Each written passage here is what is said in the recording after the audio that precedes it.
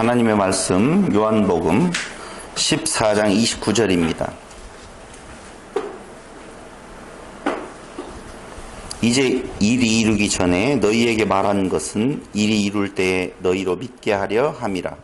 이후에는 내가 너희와 말을 많이 하지 아니하리니 이 세상 임금이 오겠음이라. 그러나 저는 내게 관계할 것이 없으니 오직 내가 아버지를 사랑하는 것과 아버지의 명하신 대로 행하는 것을 세상으로 알게 하려 함이로라. 일어나라 여기를 떠나자 하시니라. 아멘.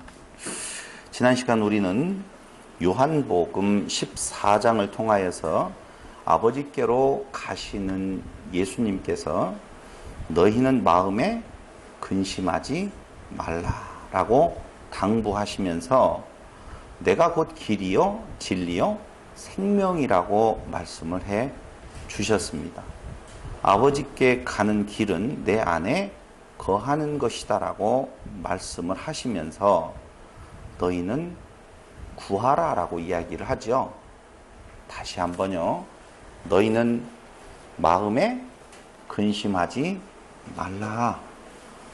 예수님께서 가실 길이 왕의 길인 줄로 알았던 그들에게 예수님이 죽으러 가신다고 선언을 하시니 백성들은, 그 모여 있었던 자들은 당연히 불안할 수밖에 없다는 겁니다. 그때 예수님과 같이 있기를 구하는 그들의 마음에 내가 곧 길이요 진리요 생명, 아버지께로 가시면 우리도 그곳에 같이 갔으면 좋겠다라고 할 때 그 길이 바로 나다 라고 이야기하는데요. 그 길을 어떻게 갈 수 있어요? 다른 거 없어요. 무엇 하라고요? 너희는 구하라. 내가 시행해 줄게 라고 하는 것이지요. 그 구하는 것이 바로 무엇이냐면은 인도할 보혜사 성령을 구하라 라고 하는 것입니다. 그러므로 너희는 마음에 근심하지 말고 무엇하기만 하면 되느냐? 구하기만 하면 돼요.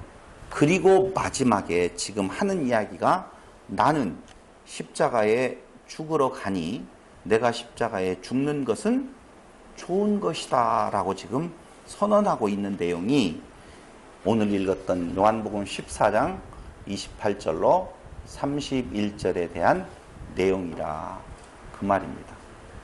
그 지난 시간 15장 11절에서 보니 내가 이것을 너희에게 이름은 내 기쁨이 너희 안에 있어 너희 기쁨을 충만하게 하려 함이니라 라고 이야기를 하는데요. 물론 포도나무에 대한 이야기를 하면서 말씀을 하신 것이지만 내 기쁨이 너희 안에 거주하여 살고 또한 그 기쁨이 어떻게 충만하게 하겠다. 여기에 중요한 내용은 뭐라고 그랬어요? 그들이 본래 그 외형적인 평안을 꾀했지만 내가 너희에게 주는 내 기쁨이 너희 안에 거주하게 되어지는 이 기쁨이라고 하는 것은 외적으로는 도리어 찌르고 찍어내고 고난과 고통이 오는 것이다 라고 하는 것이지요. 그런데 외적으로는 그런 인간이 원하지 아니하는 형태의 고난과 그리고 찌름과 찍힘을 당하는 것이 있지만 그것이 오히려 기쁨, 내 기쁨이 너희 안에 거주하여 사는 거라 이거죠. 원하는 자 있겠어요? 사실은 없겠지요. 그럴 때 예수님께서는 포도나무에 관한 이야기를 지금 하고 계시던 거예요. 나는 포도나무요 너희는 가지다 라고 하는 것이죠. 그 나무와 그 가지는 뗄래야 뗄 수가 없는 거예요. 떨어지면 그걸로 죽음이지요. 당연히. 어떤 나무든지 간에 그 나무의 본 줄기에 가지로 붙어 있지 아니하면 열매를 맺을 수가 없는 거예요. 그럼 하나님이 그의 택하신 자로 하여금 당연히 좋은 열매 맺기를 원하실 거예요. 그런데 그 좋은 열매 맺기를 원하게 되어질 때에 좋은 열매는 우선 놓아두자는 거예요. 사실은 이 좋은 열매에 대한 내용이 마태복음에 가서 이제 나오게 되어지는데 그 좋은 열매를 원어에서 다시 한글로 번역을 해보면 선한 열매라고 이야기를 하거든요. 좋은 것, 무엇하는 열매? 선한 열매. 우리 너무너무 많이 배웠죠? 선이라고 하는 건 좋아하는 거예요. 그때에 그 마태복음에서 말하고 있는 좋은 열매 맺는 나무마다라고 하는 내용일 때 그 좋은 열매라고 하는 열매는 좋은이라고 하는 단어가 아가토스라고 하는 헬라어를 쓰는데 그건 절대적 선이에요. 하나님에게만 쓸 수 있는 선이라 그 말입니다. 그러니까 좋은 열매는 사람들이 생각하고 있는 그런 열매가 아니라는 거예요. 하나님이 원하시는 어떤 열매가 진짜 좋은 열매라는 것이죠. 그 열매 맺기를 원하는데 이스라엘은 극상품 포도나무를 심었는데 맺힌 열매는 극상품에서 좋은 포도 열매가 난 것이 아니라 들포도를 맺었다. 이렇게 나오거든요. 자, 조금. 그러니까 우리에게 예수님께서 지금 교회에게 그때 모여 있었던 제자들에게 말하는 내용이 무엇이었냐면은 나는 포도나무요 너희는 가지라. 너희가 나 포도나무에 붙어 있는 가지로서 좋은 열매를 맺으려면 그 나무에서 떨어지면 안 된다는 거예요. 근데 15장에 대한 내용을 우리들이 많이 알고 있어요.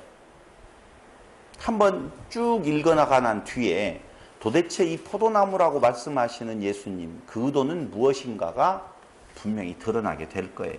자, 제가 제일 어려운 것이 바로 뭐냐면요. 기독교인들은 성경을 볼 때 특수한 책으로 본다는 것이 참 어려워요. 특수한 책임에 틀림이 없어요. 근데 그 성경을 읽고 그 성경을 통하여서 말하고자 하는 것을 우리가 확실히 알려면 첫 번째 문법적 해석을 정확하게 해내야 되거든요. 문법적 해석. 그 내용을 읽어가면서 아무런 거 섞지 말고 순전하게 문법적으로 어떻게 쓰여져 있는 건가를 보면 돼요. 두 번째로는요. 역사적 배경이 도대체 무엇이지? 그 말을 그때 그렇게 하는 것은 그 배경에 따라서 그 말의 의미가 달라지기 때문에 배경을 알아야 돼요. 그걸 역사적 해석이라고 말하죠. 세 번째 해석은 무엇이냐? 그 문법적인 것과 역사적인 그 바탕을 통하여서 하나님이 그것을 통하여서 말씀하시려고 하는 부분이 있다는 거예요. 그게 우리가 말하고 있는 신학적 해석이라고 하는 거예요. 그럼 한번 물어볼게요. 거꾸로 가볼까요? 먼저 신학적인 의미를 알고 두 번째 그 역사적인 배경을 한번 알아본 뒤에 그리고 문법적으로 가서 읽어보자 그 말입니다. 신학적 해석. 요한복음은 오셨다가 가시는 그 예수님의 행적을 통하여서 예수가 그리스도 되심에 대한 내용을 드러내는 거예요. 당연하죠? 근데 이게 왜 문제가 되어지느냐라고 하면 메시아를 기다리고 있었던 사람들의 마음속에는 이 땅 위에서의 정치적인 힘을 갖는 그런 메시아를 원하고 기다렸었다는 거예요. 그래서 예수님이 행하신 모든 행적을 따라서 가보니 그 능력이면 로마를 틀림없이 물리치고 이 민족을 해방시킬 수 있는 능력자라고 생각해서 그 예수를 환영하는 무리들이 이제 명절을 맞이해서 예루살렘에 모여 있었단 말입니다. 예수님이 예루살렘으로 오셨으니 나를 따르라 내가 앞장서겠다라고 한마디 외치기를 바랬었는데 그 예수님의 그 행적을 따르면서 그들이 원하고 그들이 바라고 그들이 생각했던 부분에 대한 내용은 외적으로 나타나는 이적, 그 표적 속에서 나타나기는 나타났는데 그 표적을 행할 때마다 예수님은 이상하게 다른 말씀을 하신다 이거죠. 그 다른 말씀이 뭐냐? 그들의 기대하고는 전혀 반대되어지는 힘없는 모습, 죽으시겠다라고 하는 내용들을 말씀을 하시더라는 거예요. 그때 그들에게 예수님께서 하시는 말씀은 무엇일 수밖에 없어요? 죽으시겠다라고 하는 말을 들은 제자들과 그를 따랐던 사람들은 당연히 불안하고 이게 뭔가라고 할 거예요. 내가 가는 길에 대한 의미는 어떤 의미가 있고 그 길이 너희들의 복이, 너희들이 기대했던 거하고는 전혀 다른 길을 분명히 간다. 한마디로 말하면 죽는다 라고 하는 말이거든요. 그 죽을 때에 그 죽음은 너희를 도리어 이롭게 하는 것이다 라고 하는 위로를 주시는 거라 그 말입니다. 그러므로 당연히 지금 15장에 대한 내용도 무엇이에요? 위로예요. 한마디로 말을 하면 걱정하지 말아라 라고 하는 것이죠. 진정한 의미에 있어서의 예수님의 왕됨 그리고 그의 십자가의 죽으심이라고 하는 것은 너희들이 기대하는 것은 분명히 아니지만 오히려 그것이 너희에게 더 좋은 하나님의 선한 일이다 라고 하는 내용을 말씀해 주고 있는 거예요.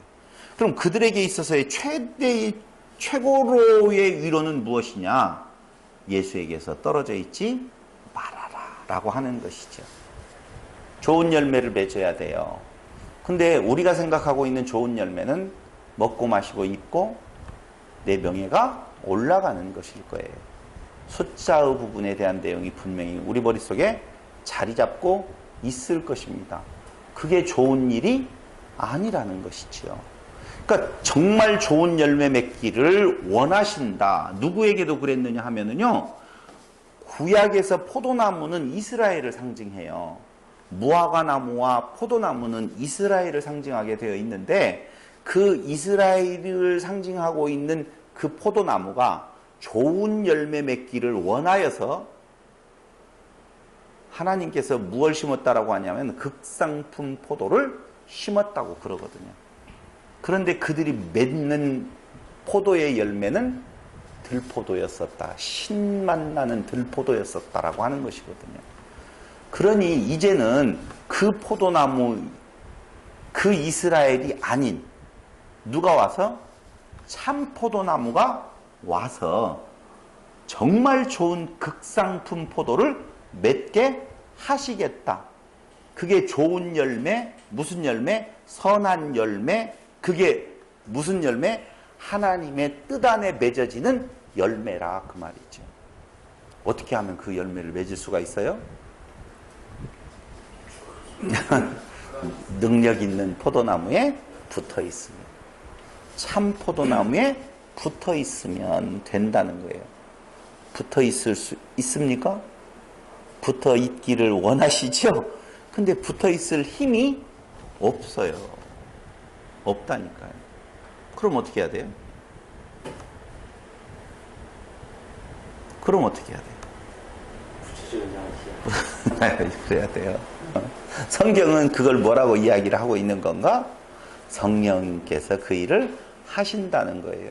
그 15장에 대한 내용도 당연히 예수님께서 약속하신 것과 그 다음에 무슨 이야기가 나오겠어요? 성령 이야기가 딱 나오게 되어 있어요. 그것밖에는 없다니까요. 16장에서도 성령의 일에 대한 내용들이 쫙 나온다니까 어려운 이야기가 전혀 아니라는 거예요.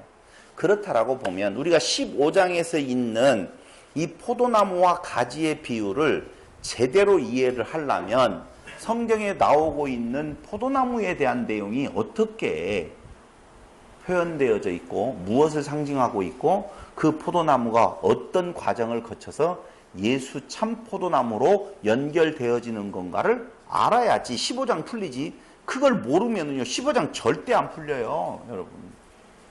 절대 안 풀려요. 한번 풀어볼까요? 그래, 풀어보자고요. 15장 풀어보자.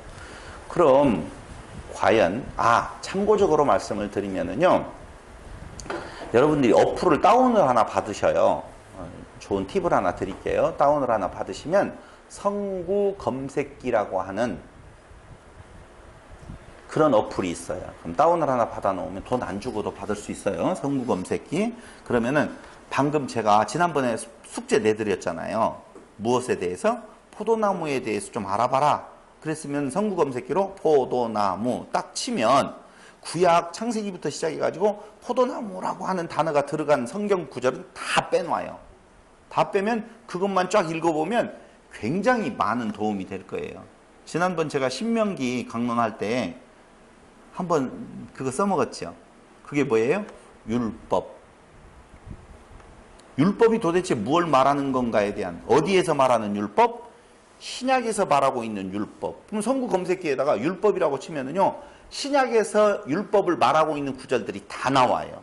그럼 그 다 나온 구절들에 대한 내용을 쫙 한번 보시면, 아하, 율법은 내가 지킬 수 있는 것이 아니구나라고 하는 것이 정확하게 떨어지지. 율법을 가지고 뭘 말하려고 하는 것도 나올 수 있다 이거예요. 그러니까 제가 기도를 참 열심히 했더니 거기 율법 그 구절을 찾아라 이런 거 아니에요. 그런 것들을 참고적으로 활용해서 찾는 것이죠. 자, 그럼 그 성구 검색기로 찾아본 구약에 나오고 있는 포도나무에 대해서 한번 우리가 살펴보도록 하겠습니다. 많이 나오죠. 아, 성구 검색기로 찾은 거예요? 네. 그렇구나. 많이 나오는데 제가 그걸 다 오늘 보면 이 시간이 포도나무 이야기하다가 끝난다니까요. 예수 이야기로 안 넘어가니까 필요한 성경 구절 몇 개만을 제가 말씀을 드린다라고 보면, 먼저 시편 80편 8절을 한번 보도록 하겠습니다. 시편 80편 8절. 아주 중요한 구절이 있기는 있는데 거기는 조금 이따가 보도록 하고, 시편 80편 8절.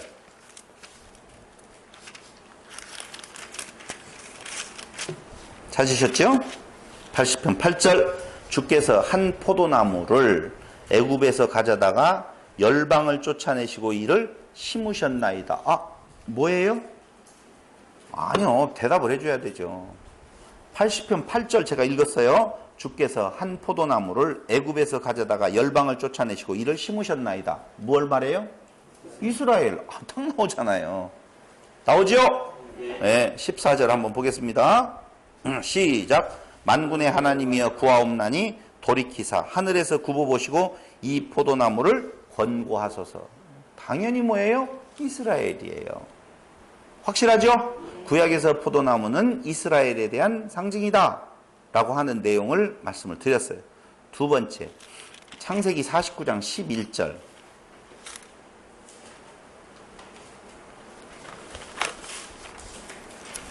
창세기부터 볼 걸 그랬네요. 창세기 49장 11절에 보면, 그의 나귀를 포도나무에 매며 그 암나귀 새끼를 아름다운 포도나무에 맬 것이며 또 그 옷을 포도주에 빨며 그 복장을 포도즙에 빨리로다. 그 눈은 포도주로 인하여 붉겠고 그 이는 우유로 인하여 희리로다 할 때, 이때 포도나무에 대한 내용이 많이 나오죠. 이 내용이 뭐냐면요, 이스라엘의 평화로운 번성한 모습을 지금 이야기를 하고 있는 거예요. 얼마나 포도가 많았으면 포도나무에다가 짐승들을 맬 정도라니까요. 우리는 짐승을 맬 때 어느 나무에다 매요? 말뚝 하나 박아가지고 매요. 말뚝이 없었을 때 나무에다 매야 된다면 많은 나무, 얼마나 그 포도나무가, 여러분 생각을 해보세요. 포도나무가 얼마나 많았으면 말 멜라고 하는데 포도나무가 보이니까 그것다 매고, 소를 멜라고 하는데 포도나무가 보이면 포도나무예요. 얼마나 포도가 많았으면 옷을 빨 때 뭐에다 빨아요? 포도즙에다 빤다. 지금 그 말이에요. 여러분, 야곱이요. 아, 야곱인가요? 아니죠. 포도주를 먹고 취했던 자가 노아. 미안해요. 노아가 포도주를 먹고 취했다라고 하잖아요. 우리는 보통 술 먹고 그게 완전 인사불성되어서 깨먹고 있는 정도로 보는데요. 그 말이 아니에요, 그게. 술 먹고 그런 취한 것이 아니에요. 그건 그가 그 하나님 안에서 기뻐하는 모습이에요. 그건 나중에 이야기를 할게요. 그래서 그걸 벗고 있었는데 그걸 자식들이 보고 덮어주고 하나는 그랬다? 그 말이 아니에요. 노아는요, 겉으로 보면 잘 산 존재예요. 그가 하나님 안에서 온전하다, 완전하다는 말이 아니라 하나님으로 기뻐하는 존재였어요. 이제 나중에 이야기할게요. 그런데 그 아들 중 하나가 그 어머니를 범한 거라니까. 그건 나중에. 그래서 이제 뭐가 나온다고요? 가나안이라고 하는 존재가 나오는데 거기에서 생산되어진 아들이 가나안이라고 하는 쪽에서 그 저주를 가게 되어지는 건데 진짜 그 이야기 오늘 하면 이제 진도 못 나가니까. 아니에요. 그게 아니에요. 그래서 포도주라고 하는 내용은, 포도나무라고 하는 내용은 무엇을 말한다? 이스라엘을 상징한다라고 하는 거예요. 하나 더 찾아볼까요? 신명기 32장 31절로 34절. 신명기 32장 31절로 34절에 보면 대적의 반석이 우리의 반석과 같지 못하니 대적도 스스로 판단하도다. 그들의 포도나무는 소돔의 포도나무요. 자, 포도나무가 어떤 나라의 상징으로 쓰이는데 대적은 어디의 포도나무라고요? 소돔의 포도나무요. 고모라의 밭의 소산이라 그들의 포도는 쓸개 포도니 그 송이는 쓰며 그들의 포도주는 뱀의독이요 독사의 악독이라 이렇게 말하고 있는 거예요. 그러니까 이스라엘이 포도나무인데 그게 풍요의 상징이고 잘 되는 것. 근데 이게 이방 족속들의 번성은 한마디로 말하면 소돔과 고모라가 풍요롭잖아요. 근데 결국은 어디로 되어 있어요? 멸망의 상태를 말하고 있고 그건 단 것 같은데 오히려 그 속에서는 쓴 부분이 있다라고 하는 내용으로 말하고 있는 거예요. 그러면서 하나 더 찾아보시면 조금 전에 시편 80편 8절로 14절을 봤지만 이사야 5장 2절을 한번 보도록 하겠습니다. 이사야 5장 2절에 보면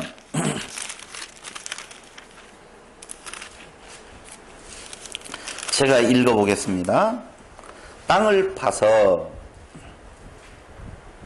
5장 1절 내가 나의 사랑하는 자를 위하여 노래하되 나의 사랑하는 자의 포도원을 노래하리라. 나의 사랑하는 자에게 포도원이 있으며 심히 기름진 사내로다. 땅을 파서 돌을 제하고 극상품 포도나무를 심었었도다. 극상품 포도나무를 심었대요. 그런데 그 중에 망대를 세웠고 그 안에 술투를 팠었도다. 좋은 포도 맺기를 바랐더니 들포도를 맺혔도다 라고 이야기해요. 누구에 대한 이야기예요? 이스라엘에 대한 내용이에요. 그러면서 예루살렘 거민과 유다 사람들아 구하노니 이제 나와 내 포도원 사이에 판단하라. 내가 내 포도원을 위하여 행한 것 외에 무엇을 더할 것이 있었으랴. 내가 좋은 포도 맺기를 기다렸거늘 들포도를 맺힘은 어찌민고. 5절 정말 중요해요.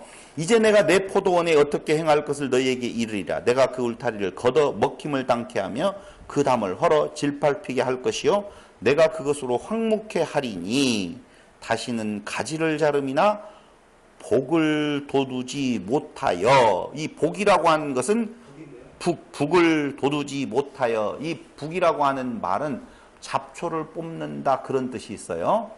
북을 돋우지 못하여 진려와 형극이 날 것이며. 잡초를 뽑지 못하니까 그게 오래 두어두면 어떻게 되어져요? 진려와 형국, 진려와 엉겅퀴. 어디에서 많이 듣는 구절이 나오게 되어지는데 어쨌든 그래요. 진려와 형극이 날 것이며 내가 또 구름을 명하여 그 위에 비를 내리지 말라 하리라 하셨으니 비가 안 오면 어떻게 되어져요? 가뭄으로 당연히 타들어 말라버리죠. 대저 만군의 여호와의 포도원은 여기 나오죠. 이스라엘 족속이요 그의 기뻐하시는 나무는 유다 사람이라. 그들에게 공평을 바라셨더니 도리어 포악이요 그들에게 의로움을 바라셨더니 도리어 부르짖음이었도다 라고 하는 내용이죠. 자, 자세한 내용은 조금 이따 보더라도 현재 포도나무에 대한 이야기를 우리가 살펴보고 있는데 그 포도나무는 다 무엇에 대한 내용으로 말하고 있느냐? 이스라엘에 대한 이야기를 말하고 있어요. 여기 한 가지 이사야서에서 놓치지 말아야 될 것은 하나님께서 그들에게 심은 것이 뭐였었어요? 극상품 포도나무를 심었다. 어디에요? 그 벼랑에 그 다 개간을 엄청나게 해서 심은 거예요. 그런데 맺힌 것은 들포도였었다라고 말을 하고 있고 또 한 절 더 보면 이사야서 7장 23절에 가서 보면 7장 23절에 가서 보면 그날에는 천주의 은 1,000개의 같이 되는 포도나무 있던 곳마다 뭐가 날 것이다? 진려와 형극이 날 것이라. 엄청난 축복의 상태에서 그들이 저주를 받게 되어지는데 그 축복이 뭐였었어요? 천주의 은 1,000개의 같이 되는 포도나무. 1000그루에 포도나무가 있어요. 그게 얼마 가치가 있다고요? 은 1,000개의 가치가 있다는 거예요. 한 나무에 은 1개의 가치. 엄청난 가치예요. 근데 그 나무들이 진려와 형극으로 바뀌어져 버릴 것이다 라고 하는 것이죠. 별로 안 놀래네요. 이사야 16장 8절.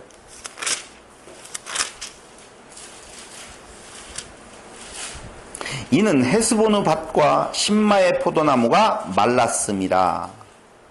다 무엇했다고요? 말랐어요. 하나 더 보겠습니다. 예레미야 2장 21절. 예레미야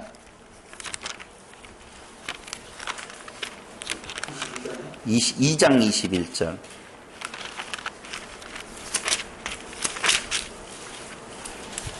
오늘 제가 보려고 하는 말씀에 대한 중요한 것이 바로 2장에 있습니다. 2장에.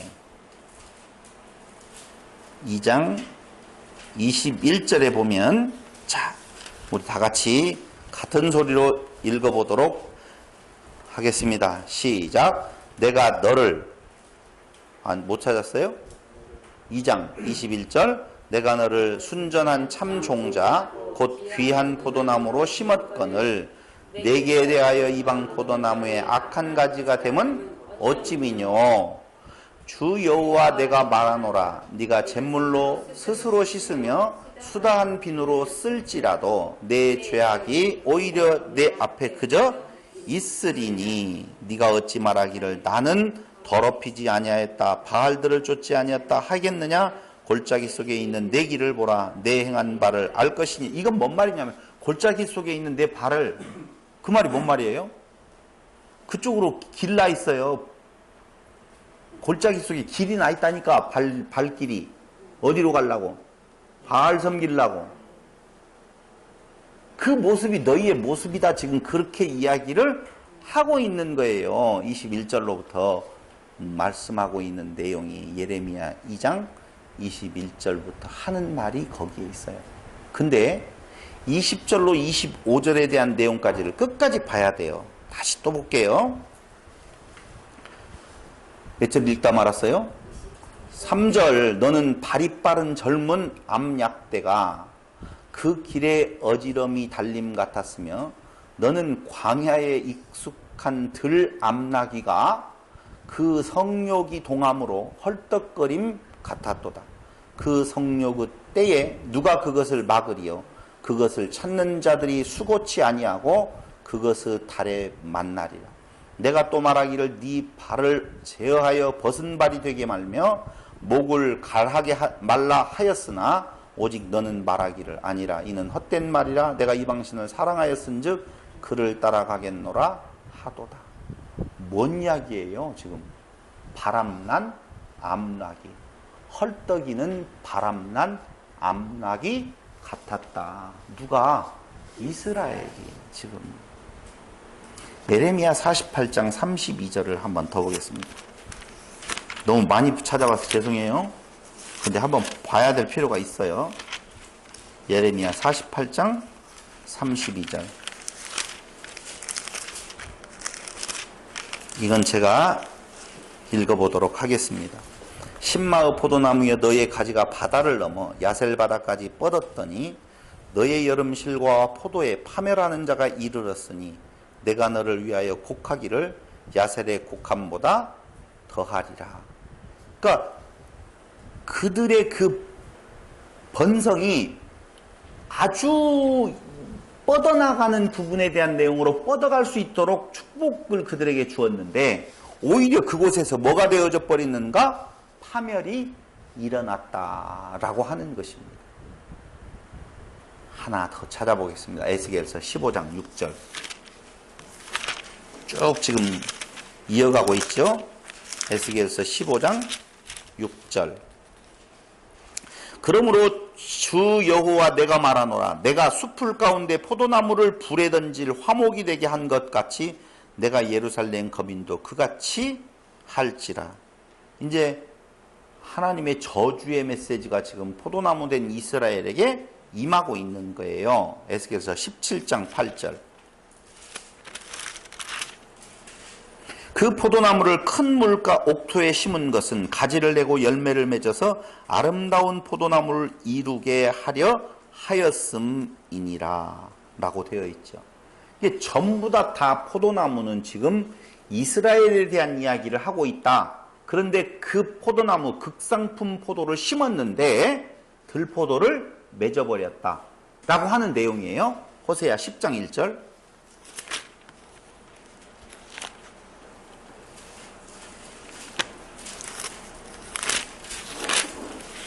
이제 다 찾았어요.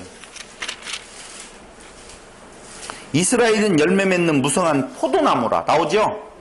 그 열매가 많을수록 재단을 많게 하며 그 땅이 아름다울수록 주상을 아름답게 하도다. 좋은 말이에요? 나쁜 말이에요? 그렇죠. 좋은 말이라고 하지 마요. 엄청 나쁜 말이죠. 이스라엘은 열매 맺는 무성한 포도나무예요. 그런데 그 포도나무의 열매가 무성하게 맺게 해주었더니 그 열매가 많을수록 제단을 쌓는다라고 하는 말은 우상숭배한다는 말이고, 많게 하며 그 땅이 아름다울수록 주상을 아름답게 하도다. 그러면서 저희가 두 마음을 품었으니 이제 죄를 받을 것이라. 하나님이 그 제단을 쳐서 깨치시며 그 주상을 헐으시리라 라고 하는 말씀을 하고 있는 것이죠. 그럼 다시 한번 우리가 5장 이사야 5장을 가서 한번 보도록 하겠습니다. 정리를 해내야 되죠. 자, 이제까지 포도나무는 결국 이스라엘에 대한 내용이요. 그 이스라엘이 극상품 포도나무로 심었는데 들포도를 맺어서 하나님의 진노가 그들 위에 임하게 되어질 것이다 라고 이야기를 하고 있는데, 자, 5장 1절로 2절 보겠습니다. 내가 나의 사랑하는 자를 위하여 노래하되 나의 사랑하는 자의 포도원을 노래하리라. 나의 사랑하는 자에게 포도원이 있으며 심히 기름진 사내로다. 땅을 파서 돌을 제하고 극상품 포도나무를 심었었도다. 그 중에 망대를 세웠고 그 안에 술틀을 팠었도다. 좋은 포도 맺기를 바랐더니 무엇을 맺었어요? 들포도를 맺었다라고 하면서 5절로 7절 이제 내가 내 포도원 내 어떻게 행할 것을 너희에게 이르리라. 들포도를 맺은 포도원을 어떻게 행할 것인 건가? 내가 그 울타리를 걷어 어떻게 된다? 먹힘을 당케 하며 그 담을 헐어 짓밟히게 할 것이요 내가 그것으로 황묵해 하리니 다시는 가지를 자름이나 북을 돋우지 못하여 진려와 형극이 날 것이며 또 내가 또 구름을 명하여 그 위에 비를 내리지 말라 하리라 하셨다. 한마디로 말하면 그 이스라엘을 버리시겠다라고 하는 내용이죠. 맞죠? 극상품 포도나무를 몇 개 극상품 포도나무를 심고 좋은 포도 열매를 극상품 포도의 결과를 얻으려고 하나님이 하신 일은 뭐였었어요? 선지자들을 보낸 거거든요. 선지자들을 보냈는데 도리어 그들을 죽이고 그 선지자의 말을 듣지 아니하고 아까 우리가 선지서를 통하여서 쭉 살펴보았던 대로 그들은 빨리 우상에게로 달려가는 그 모습을 무엇라고 표현하고 있었는 건가? 예레미야에서 뭐라고 표현하고 있었어요? 발정난 암나귀라고 표현하고 있어요. 발정난 암나귀. 그래서 그게 음행이에요. 성경에서 말하고 있는 음행, 간음이라고 하는 것은 하나님께서 선택한 그 별것 아닌 자로 그 개간을 다해서 극상품 포도되게 하시려고 심었는데 그들은 거꾸로 자기 있는 줄 알고 풍요로울 때에 도리어 발정난 암나귀와 같이 다른 정부를 찾아 헤매고 있는 그 모습이 이스라엘이었었다 라고 지금 말씀을 해주고 있는 거예요. 악으로 갚았다 이거죠. 근데 그게 어찌 이스라엘의 모습이었겠어요? 죄송하지만 우리의 모습이고 또 어디의 모습이에요? 교회의 모습이에요, 여러분. 여러분, 그걸 구약에 있어서의 이스라엘이 그랬다라고 생각한다라고 보면 큰 오산이에요. 그 이스라엘이 그런 모습을 지금 보이고 있었을 때 우리가 과거로 돌아가서 잘 보면은요, 이스라엘은 한다고 한 거라니까. 우리는 한다고 하는 그것조차도 없어요. 그러니 나 개인으로 또 이스라엘로 또 가서 그 교회도 마찬가지라 그 말입니다. 손 들으셔야 돼요. 우리는 성경에 나오는 문제 있는 어떤 대목에 처하여서 문제 있는 대상자들을 볼 때 꼭 자기는 거기에서 빼놓아요. 빼놓아서 나는 하나님 자리에 같이 앉아서 심판자의 시각으로 그들을 봐버리고 자기는 거기에서 아닌 것처럼 한다니까요. 성경은 아니에요. 성경은 나 개인에 대한 이야기가 하나도 안 들어가 있지만 교회 안에서의 내 모습, 이스라엘 안에서의 내 모습을 지금 보여주고 있는 것이라고 생각하셔야 돼요. 그런데 그때에 그 구약의 그 포도나무의 결국이 어떻게 되어질 거라고 하는데 갑자기 신약 어디에서? 요한복음에서 예수님께서 내가 누구라고요? 포도나무라. 나는 참 포도나무라. 라고 이야기했다니까요. 그 내용의 결론은 무슨 이야기를 하려고 하느냐? 포도나무가 이스라엘이 아니라 이제 누구라는 거예요? 나라는 거예요. 그러니 그 이스라엘 안에, 그 그리스도와 떨어져 있는 교회 안에, 그 그리스도에서 떨어져 있는 나가 아무리 좋은 열매를 맺으려고 하더라도 맺을 수가 없어요. 이스라엘은 극상품 포도로 심었는데도 불구하고 그곳에서 맺힌 열매는 들포도였었다니까. 신포도. 신포도라니. 예수님께서 신포도즙을 먹나요? 중요한 거 그거 아니니까요. 근데 그 대목에서 우리가 생각해 봐야 될 것이 바로 예수님이 오늘 요한복음으로 넘어가서 봐야 되죠. 요한복음 15장 내가 참 포도나무요 내 아버지는 그 농부라라고 이야기를 하고 있죠. 자, 잘 보세요. 오직 예수님께서만이 극상품 포도를 맺게 하신다는 거예요. 그런데 마태복음 17장 15절로 21절을 보면은요. 마태복음 몇 장이요? 7장 산상수훈의 모습이 나옵니다. 내용이. 마태복음 7장 15절 거짓 선지자들을 삼가라. 양의 옷을 입고 너희에게 나아오나 속에는 노략질하는 일이라. 한번 물어보겠습니다. 먼저 죄송해요.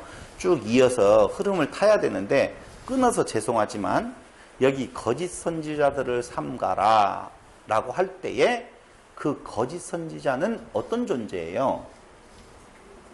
네? 거짓 선지자들은 율법의 그 겉을 가지고 나오는 자들이에요. 그러므로 그 겉의 모습을 그대로 이야기하면 율법대로 행해야 된다. 그래서 나의 의를 쌓아야 된다. 라고 말하며 오는 자들이라니까요. 근데 많은 사람들이 그동안에 거짓 선지자 하면은 오히려 우리 속에다가 도적질해라, 간음해라, 이런 것을 생각하는 경우가 많다니까요. 그게 아니고요. 간음하지 말라고 온다니까요. 도적질하지 말으라고 온다니까요. 너는 내 이웃의 것을 정말 소중하게 여겨야 된다. 이렇게 온다니까요. 이게 거짓 선지자의 모습이에요. 좋은 거예요? 나쁜 거예요? 좋은 걸로 느껴지고 받아진다 그 말입니다. 그런데 많은 교회들이 그렇게 가르치고 있어요. 오늘날.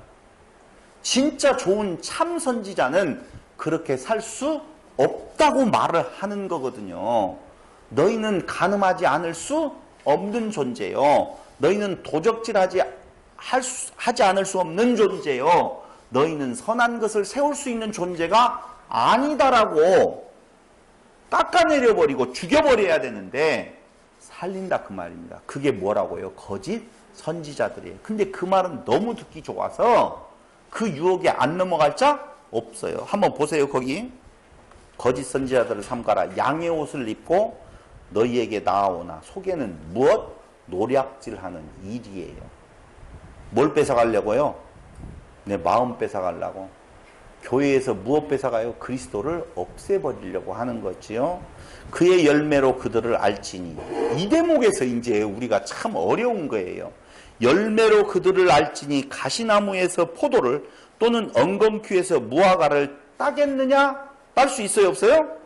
없어요. 절대로. 근데 이사야서에서 뭐예요? 진려와 형극이라는 말 나오지요. 똑같아요. 거기 그들에게서 진려와 형극이 나는 것처럼 가시나무에서 포도가 아니라 무엇이 나오게 되어 있어요? 진려와 형극. 엉겅퀴에서 무화과를 따요? 아니라니까요. 절대 그럴 수가 없어요. 이와 같이 좋은 나무마다 아름다운 열매를 맺고 못된 나무가 나쁜 열매를 맺나니 좋은 나무가 나쁜 열매를 맺을 수 없고 못된 나무가 아름다운 열매를 맺을 수 없느니라. 아름다운 열매를 맺지 아니하는 나무마다 찍혀 불에 던지우느니라. 이러므로 그의 열매로 그들을 알리라. 열매가 그를 판단하는 근거가 되어진다는 거죠. 열매가 맞죠? 네. 그런데 야고보서에서 뭐라고 나와요? 행함이 없는 믿음은 그 자체가 죽은 거라고 말하는. 그러면 행함의 그 열매잖아요. 맞죠? 근데 그 열매가 도대체 여기 좋은 열매냐 나쁜 열매냐라고 이야기를 할 때 아름다운 열매를 맺지 아니하는 나무는 찍혀 불에 던지워 버린다 그 말입니다. 아름다운 열매 맺지 아니하는 가지는 찍혀 불에 던지워 버린다 그 말입니다. 그때 그 아름다운 열매, 좋은 열매는 어떤 열매? 그게 우리에게 이제 어려워. 그러니 교회에서 아름다운 열매, 좋은 열매를 뭘로 봐요? 선한 행동, 선행, 전도하는 것, 봉사하는 것, 연보내는 것, 그리고 다른 사람을 위하여서 봉사, 선행하는 것을 좋은 열매라고 가르쳐 버린다니까요. 맺으라고 하죠. 근데 그 열매는 예수님께서 뭐라고 하셨어요? 나무에 붙어 있었을 때 열매가 맺혀진다는 거예요. 이게 어떤 가지든지 간에 열매가 있으려면 어디에 붙어 있어야 돼요? 나무에 붙어 있어야 되는데 그 나무에 붙어 있을 때 어떤 나무에 붙어 있느냐에 따라서 열매가 각기 달리 나온다니까요. 그런데 그 열매가 좋은 열매예요. 그러면 그 나무가 뭐라는 거예요? 좋은 나무라는 거죠. 그런데 그 좋은 열매라고 하는 내용을 우리는 무엇으로 지금 생각하고 있는 건가? 그게 아까 이야기한 대로 한마디로 말하면 선행이라 그렇게 생각을 한다는데 아픔이 있다니까요. 근데 그 뒤에 한번 읽어보도록 하겠습니다. 여기 그 앞에 부분 7장에 대한 내용을 쭉 앞에 전제하고 이 부분이 지금 나오는 거예요. 근데 그 7장 앞에 부분은 우선 놓아두고 여기를 보면 21절 시작. 나더러 주여 주여 하는 자마다 천국에 다 들어갈 것이 아니요 다만 하늘에 계신 내 아버지의 뜻대로 행하는 자라야 들어가리라. 주여 주여 입으로 하는 것이 아니라 뭐라고 하는 자? 아버지의 뜻대로, 아버지의 뜻대로. 이 아버지의 뜻대로 하는 그것이 바로 무슨 열매? 좋은 열매. 아버지의 뜻대로 한다는 것은 뭐예요? 22절에 보니까 그날에 많은 사람이 나더러 이르되 주여 주여 우리가 주의 이름으로 선지자 노릇하며 주의 이름으로 귀신을 쫓아내며 주의 이름으로 많은 권능을 행치 아니하였나이까 하리니 그때 내가 저희에게 밝히 말하되 내가 너희를 도무지 알지 못하니 불법을 행하는 자들아 내게서 떠나가라 하리라. 그러므로 누구든지 나의 이 말을 듣고 어떤 자 행하는 자는 그 집을 반석 위에 지은 지혜로운 사람 같으리라 라고 이야기를 하죠. 나의 이 말을 듣고 어떤 자? 행하는 자. 아버지의 뜻대로 행하는 자. 주여 주여만 아니라 그 말이에요. 행해야 된다 그 말이에요. 이걸 주여 주여 말로 하지 말고 선행을 행하라라고 하는 말로 해석하면 진짜 오해죠. 그 주여 주여라고 하는 말이 주여 주여 그 이름으로 선지자 노릇했다는 말은 액션이 있었다 없었다? 있었다는 거예요. 말로만 한다는 말이 아니에요. 이게 주의 이름을 앞에다 붙여서 어떤 일을 지금 행하고 있는 자가 있는데 나는 너희를 도무지 알지 못한다는 거예요. 그럼 어떤 자를 알아요? 주의 뜻대로 행하는 자라요. 주의 뜻대로 행한다는 것이 도대체 그게 뭐냐 이거죠. 열매로 그들을 안다라고 했는데 주의 뜻대로 행하지 아니하는 자의 결국은 그곳에서 무엇가 나온다고요?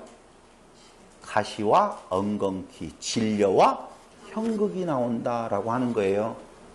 자, 이거 정리하기 전에 우리가 생각해 봐야 될 성경 구절이 있어요.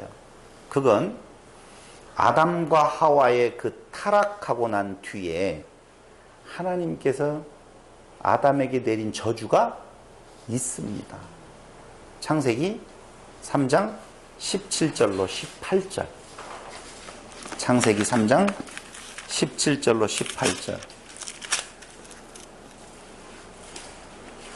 아담에게 이르시되 네가 내 아내의 말을 듣고 내가 너더러 먹지 말라 한 나무 실과를 먹었은즉 땅은 너로 인하여 저주를 받고 너는 종신토록 수고하여야 그 소산을 먹으리라. 땅이 네게 가시덤불과 엉겅퀴를 낼 것이라 너희 먹을 것은 밭의 채소인즉이라고 나오죠. 땅은 무엇을 낸다고 그랬어요? 엉겅퀴, 가시덤불을 내게 되어 있다 그 말입니다. 지난번에 우리 사경회 때요, 금정평안교회 성도님 한 분이 물어봐요. 이 대목을 물어본 거예요. 여자는 해산하는 수고, 그게 하나님의 저주라고 그랬잖아요. 남자는 수고하고 애써야지 먹고 산다. 그래서 웃으면서 그랬어요. 애기 안 낳는 여자는 저주 안 받은 거네요. 그렇잖아요. 시집 안 가는 여자는 저주 안 받는 거잖아요. 그러니까 하나님의 저주를 피하려면 어떻게 하면 돼요? 시집 안 가면 돼요. 시집을 안 가고 아기를 낳을 수 있어요, 없어요? 있지. 그러니까 수녀와 같이 남자를 모르고 살아가는 것은 저주에서 피해가는 거예요? 그 말하는 거 아니거든요. 화이트 칼라 남자들은 저주 안 받아요. 몰라요. 뭔 말을 했는지는 몰라도. 그렇죠. 수고하고 땅을 갈아야지. 아, 그 말이구나. 그런 말도 있어요. 그럼 거꾸로 태어날 때부터 금수저로 태어난 사람들은 아무 일 안 하는 저주 안 받은 거예요? 예수 안 믿어도? 그런 말 아니에요. 그런 말 아닌 것이 맞죠. 그랬더니 그러네요? 라고 하는 건데 너무 우리 목사님들이 너무 형이하학적으로 그냥 그걸 그렇게 설명을 해버렸어요. 남자들이 지금 수고해서 이렇게 먹고 살아야 된다. 아니 중국 같은 경우에는 여자들도 더 많이 수고하는데 그럼 그 중국은 좀 덜 저주받은 남자들인가? 그런 거 아니에요. 자, 이스라엘을 포도나무로 했는데 그거 저주를 받은 상태가 뭐예요? 진려와 형극이라고 그랬어요. 아담과 하와의 저주받은 형태가 가시와 엉겅퀴예요. 죄의 결과예요. 찔레와 가시덤불, 진려와 형극, 가시와 엉겅퀴 다 똑같은 이야기예요. 그게 뭔 줄 아세요? 하나님의 영광이 아닌 자기만을 위하여서 사는 음행한 여자의 모습을 지금 그리고 있는 거예요. 근데 그 모습을 예레미야에서는 뭐라고 이야기를 하고 있었어요? 발정난 암나귀의 모습으로 이야기를 하고 있다는 거예요. 다시 말씀드리면요, 인간들은 끝없이 그 죄의 결과로 자기를 인정해줄 다른 신랑을 찾아 나서는 모습을 보이고 있다는 거예요. 그게 무슨 포도? 들포도예요.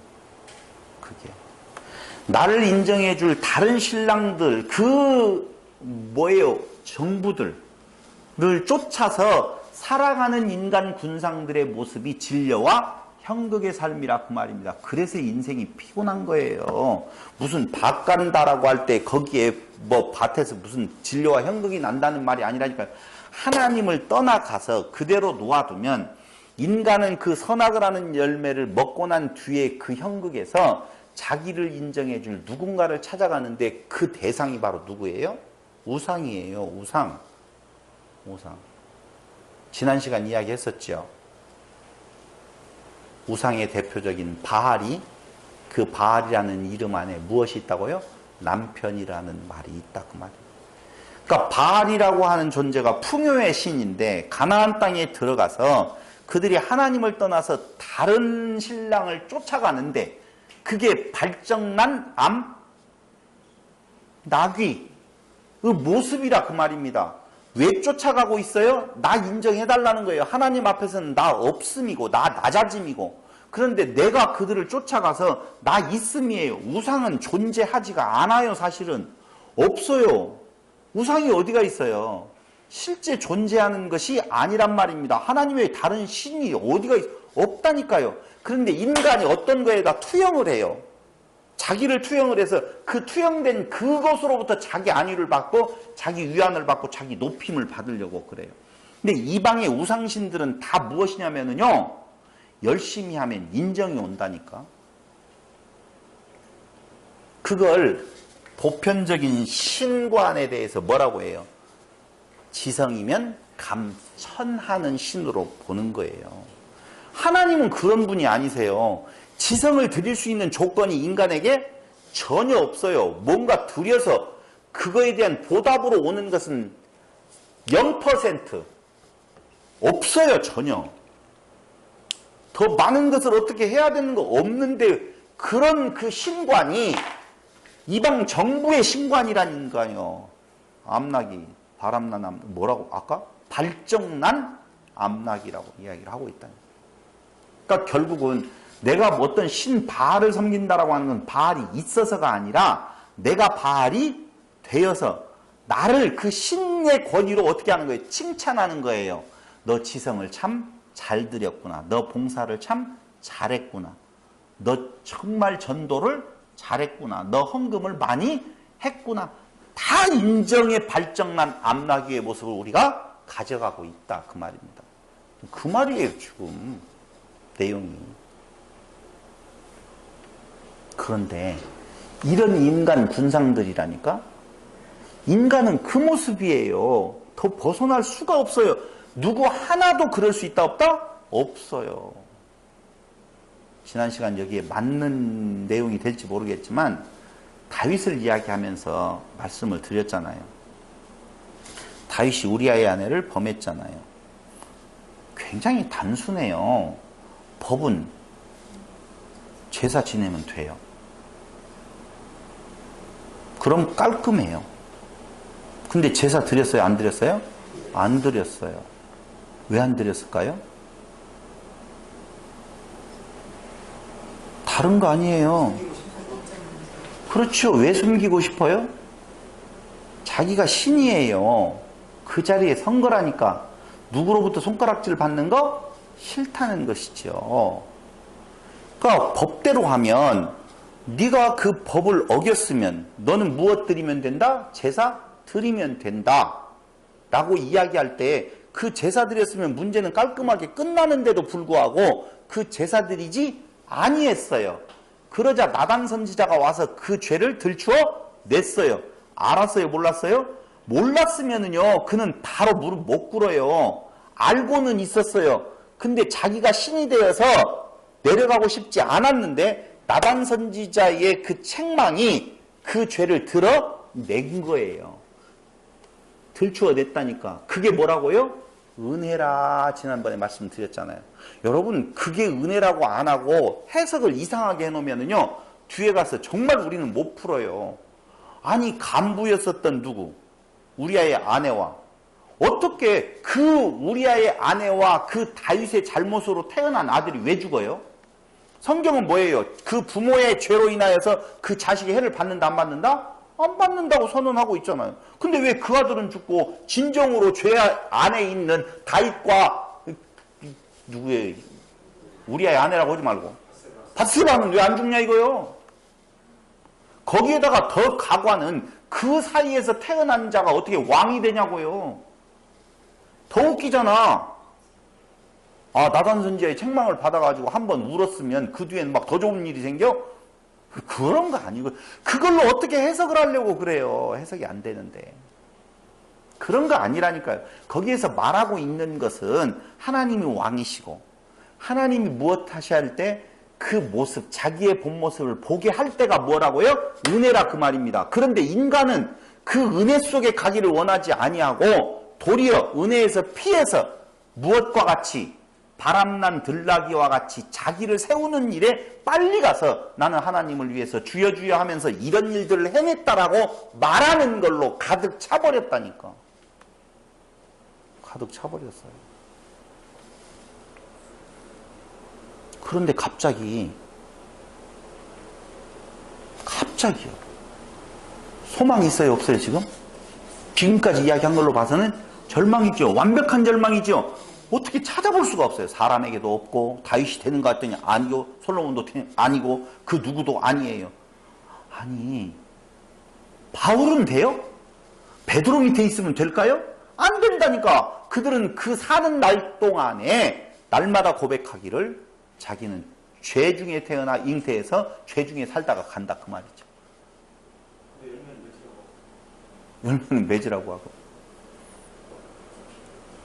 이야기했죠? 열매 맺으라 라고 하는데요. 그게 어떻게 갑자기 좋은 나무가 등장을 해요. 열매 맺으려면 뭐가 있어야 돼요? 나무 있어야 되죠. 가지가 되어져야 되죠. 열매 맺어야 될 거 아니에요. 우리 가지 되었어요. 근데 그 가지는 아무 힘이 없어요. 좋은 나무여야 돼요. 근데 이스라엘을 뭘로 했어요? 나무로 했잖아요. 그 가지를 유다로 했잖아요. 근데 들포도 맺어버렸잖아요. 사람으로서는 된다 안 된다? 안 된다는 거예요. 그래서 근데 갑자기 좋은 나무, 그 좋다라고 할 때 그 좋다라고 하는 것은 뭐냐? 선한 열매를 맺는 좋은 나무예요. 아까 이야기했죠? 선이라고 하는 것은 마태복음 7장 7절에서 15절 사이에 보면 중요한 말씀 나옵니다. 7장 7절로부터 15절 한번 볼게요. 구하라. 그러면 너희에게 주실 것이요. 찾으라. 그러면 찾을 것이요. 문을 두드리라.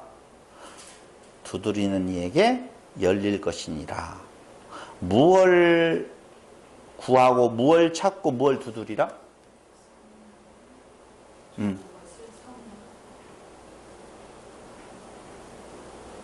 무엇이냐라고 하면 누가복음에 가서 보면 11장에서 그걸 뭘로 표현하고 있어요?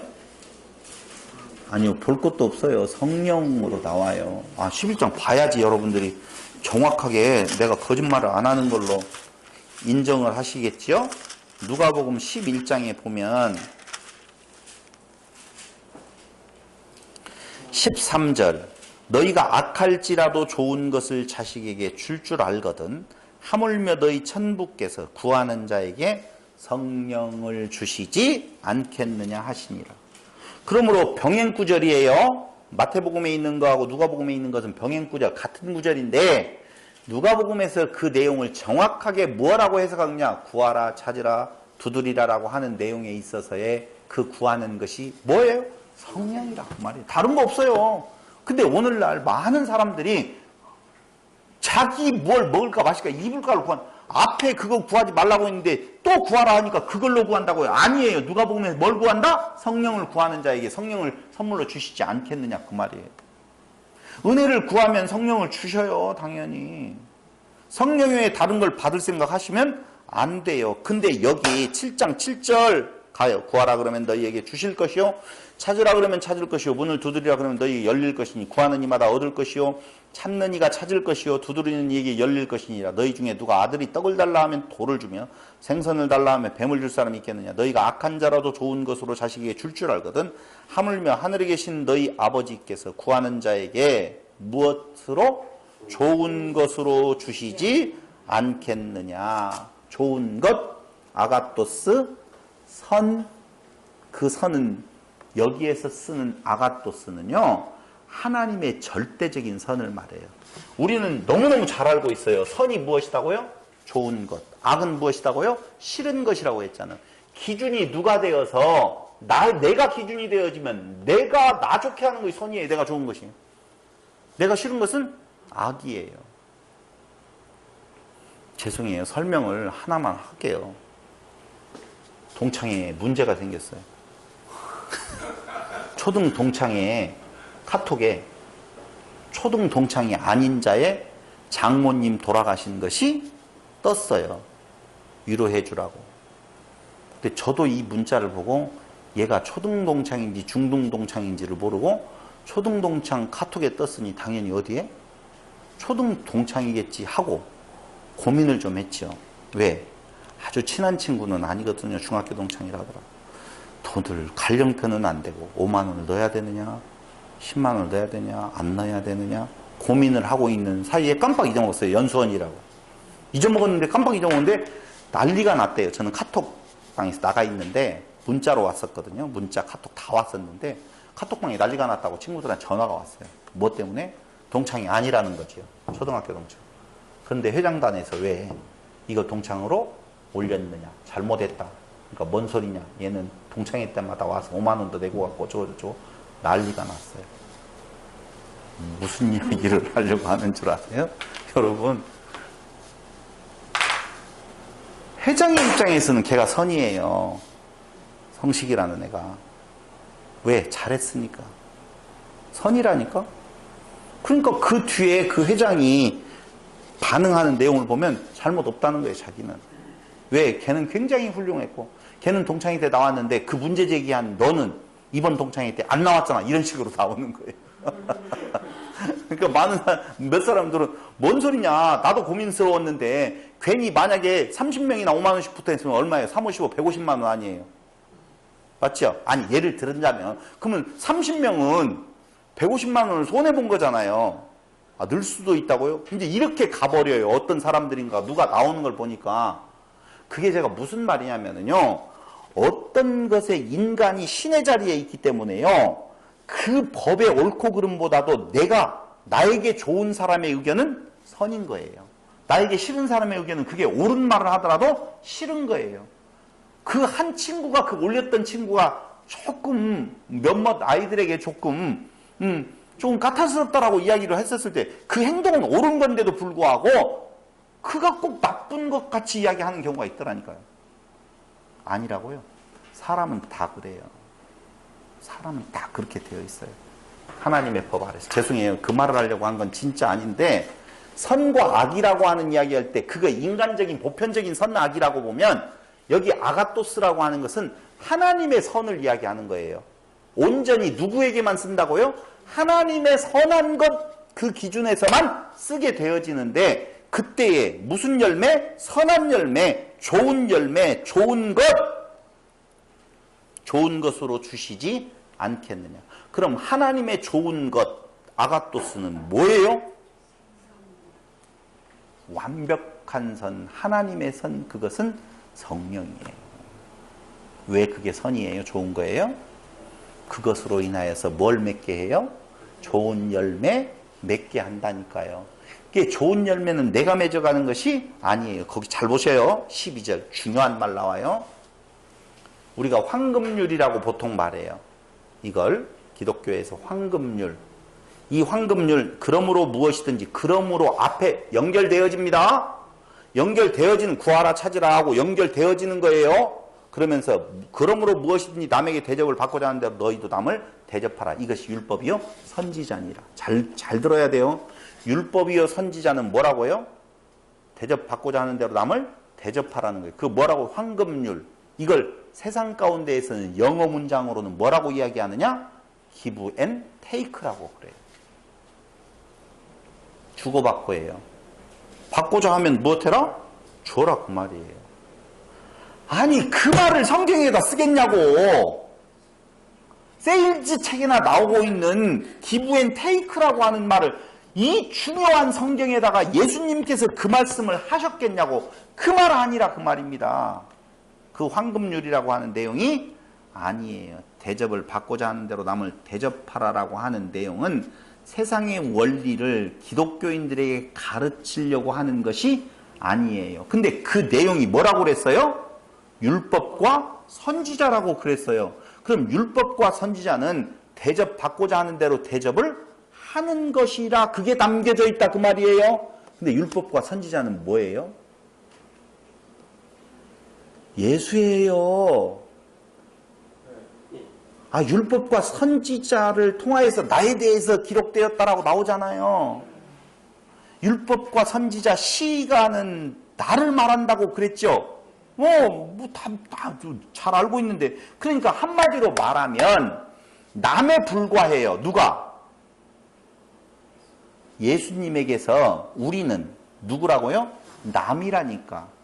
남에 불과한 저주받은 들포도 같은 우리, 들포도를 맺는 저주받은 우리를 참 포도나무이신 예수님께서 자기 생명을 던져서 우리를 무엇 해줘요? 대접해 주셨어요. 뭘로 대접해 준 거라고요? 생명으로 대접해 주신 거라니까. 그게 뭐라고요? 율법과 선지자예요. 그게 율법과 무엇이니라? 선지자니라. 그런데 그분이 무엇하는 거예요? 한마디로 말하면 발정난 들나귀 같은 나라고 늘 것도 없어요. 나는 존재도 없어요. 교회. 여러분, 교회는 굉장히 거룩하고 훌륭한 줄 알면 안 된다니까요. 그러니까 교회 발정난 들암나귀 같은 그건 이스라엘이 그랬던 것만이 아니고 오늘날 교회도 똑같다 그 말입니다.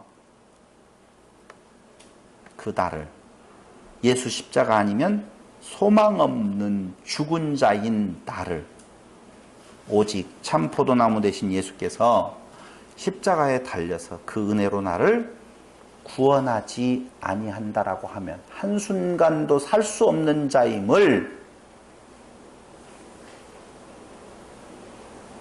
어떻게 해요? 그런 자임을 무엇하게 해요? 고백하게 해서 오직 예수만 붙잡고 살아가는 삶. 이게 무슨 삶이에요? 남을 대접하는 삶이에요. 다시요. 대접받고자 하는 대로 대접을 하라. 그건 율법과 선지자, 예수께서 이루신 그 삶에 대한 내용, 그걸 그 제자들에게 이야기를 할 때에 그렇다면 또 문제가 생기잖아요. 그 삶을 살 수 있다 없다? 없다. 그 은혜 알았어. 근데 우리의 삶은 한 번 살아내고 끝내는 것이 아니라 처음부터 끝까지 그렇게 살아가라는 것이 율법의 강령이거든요. 그러므로 그렇게 살 수 없어요. 그때 무엇하라는 거예요? 구하라, 찾으라, 두드리라는 거예요. 그럼 뭘 주신다? 성령 주신다. 근데 사람들이 그것에 대한 그렇게 고통스러운 그 고백을 드리지 아니하고 무엇을 먹을까 마실까 입을까의 삶을 경주하며 살아간다니까. 그때의 바울이 한 이야기가 그 말이에요. 그는 그 삶의 그 현장을 바라보면 사람들이 보기에 칭찬할 만하고 있을 것 같은 내용인데도 불구하고 그의 고백은 그 이루어놨던 뒤의 것을 바라볼 틈도 없고 오직 그 표대를 향하여서 달려가고 있는 모습, 그 모습을 보여주고 있는데 그때에도 그는 고백하기를 뭐라고요? 오호라 나는 곤고한 사람이다. 누가 이 사망음에서 나를 건져내냐. 원하는 바 선은 행치 아니요 원치 아니요 악인에게서 나온다. 선은 뭐예요? 하나님의 뜻, 하나님만 드러내는 삶. 그걸 하고 싶은데 그거 되더라 안 되더라? 안 되더라. 도리어 악인에게서 나를 자꾸 인정해달라고 하는 나 모르는 내 안에 어떤 죄의 법이 나를 사로잡아 간다. 지금 그러고 있잖아요. 여러분 할 수 없어요. 무엇을 해요? 그러니 무엇 구할 수밖에 없어요? 은혜 구할 수밖에 없어요. 그 은혜 구하는 자, 성령 구하는 자, 당연히 하나님께서 준다 안 준다? 주신다는 거예요.